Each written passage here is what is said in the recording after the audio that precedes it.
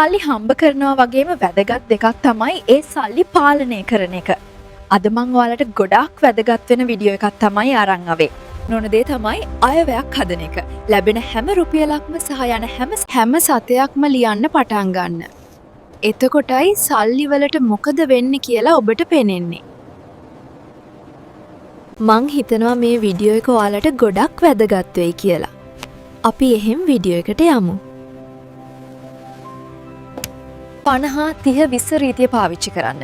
ආදායමෙන් 50% අත්‍යවශ්‍ය දේටත් 30% ආශාවන්ටත් ඉතිරි 20% අනිවාර්යයෙන්ම ඉතිරි කරන්නත් වෙන් කරන්න. අවශ්‍යතාවය සහ ආශාව පටලවා ගන්න එපා.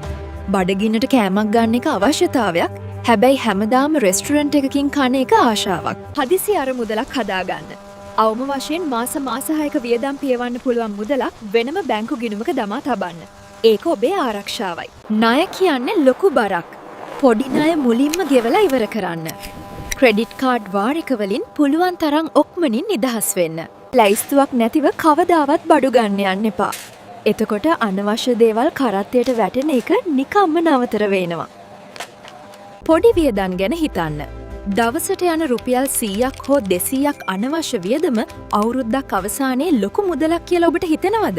කරන්ට් බිල, වතුර බිල අඩු කරගන්න පුළුවන් පොඩි දේවල් වලින්. අනවශ්‍ය විදුලි බුබුලු නිවා දමන්න. ඒ ඉතිරියත් ලොකු ආයෝජනයක්. සල්ලි බැංකුවේ තියෙනවට වඩා ඒවා වැඩෙන්න ඉඩ දෙන්න. රන්, ඉඩම් හෝ විශ්වාසදායක කොටස් වෙළඳපොළ වැනි තැන්වල ආයෝජනය කරන්න ඉගෙන ගන්න. එක ආදායම් මාර්ගයකට සීමා වෙන්න එපා. ඔබේ දක්ෂතාවයකින් අමතර ආදායමක් උපයන්න පටන් ගන්න. මුදල්වල වටිනාකම දරුවන්ට කුඩා කාලයේදීම කියලා දෙන්න. ඔහුන්ට ඉතිරි කරන්න පුරුදු කරන්න.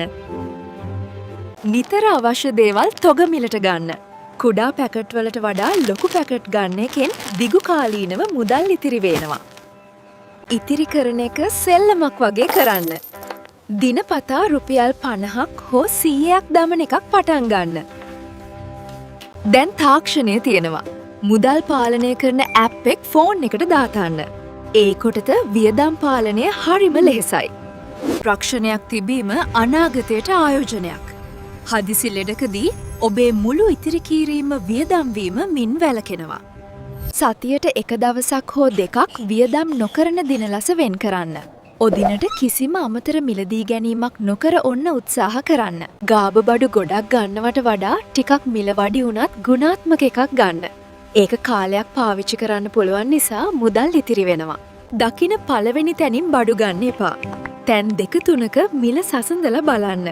ලොකු ලාභයක් ලබන්න ඒක උදව් වෙනවා. සල්ලි ගැන පවුලේ අය එක්ක විවතව කතා කරන්න.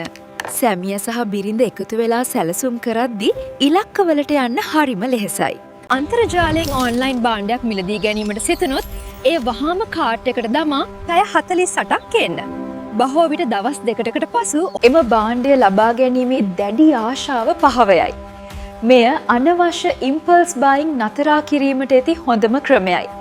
සතියක් පුරා කිසිදු කාඩ් එකක් හෝ ඔන්ලයින් ගෙවීමක් නොකර අතේ ඇති මුදල් පමණක් වැය කරන්න. සල්ලි අතින් දෙන විට දැනෙන වියදම් වීමේ වේදනාව නිසා ඔබ නොදැනුවත්වම අර පිරිමැස්මෙන් වියදම් කිරීමට පෙළඹේ. සෞඛ්‍ය සම්පන්න ආහාර සහ ව්‍යායාම සඳහා අද වියදම් කරන මුදල අනාගතයේදී රෝහල් බිල්පත් සඳහා වැයවන ලක්ෂ ගණනක මුදල ඉතිරි කර දෙයි. නිරෝගීව සිටීම ලොකුම ඉතිරි කිරීමකි. ඔබේ මුදල් වැඩි කරගත හැකි හොඳම ක්‍රමය වන්නේ ඔබ අලුත් දෙයක් ඉගෙන ගැනීමයි. මැහුම් ගෙතුම්, ග්‍රැෆික් නිර්මාණය හෝ භාෂාවක් ඉගෙන ගැනීමට වැය කරන මුදල අනාගතයේදී දසගුණයක ආදායමක් ගෙන දීමට සමත් වේ. හැමෝම නොහිතන මේ පුක්ෂි පුරුදු ඔබේ ජීවිතය සහ පවුලේ අනාගතය ලොකුවට වෙනස් කරන්න පුළුවන් රහස්. මතක තියාගන්න ඔබේ ලොකුම ආයෝජනය ඔබමයි. අවසානයේට ධනවත් විදිහට හිතන්න. මුදල් පාලනය කරන්න ඒක ඔබේ නිදහසයි. ඔබ අනිවාර්යයෙන්ම සාර්ථක වෙනවා. මුදල් කළමනාකරණය කියන්නේ ලෝභකම නෙමෙයි. ඒක ඔබේ නිදහස. මේ පියවර ඔබේ ජීවිතය වෙනස් කරයි. අදම පටන් ගන්න. වීඩියෝ එක ෂෙයා කරලා තවත් කෙනෙකුට උදව් කරන්න. ජය වේවා.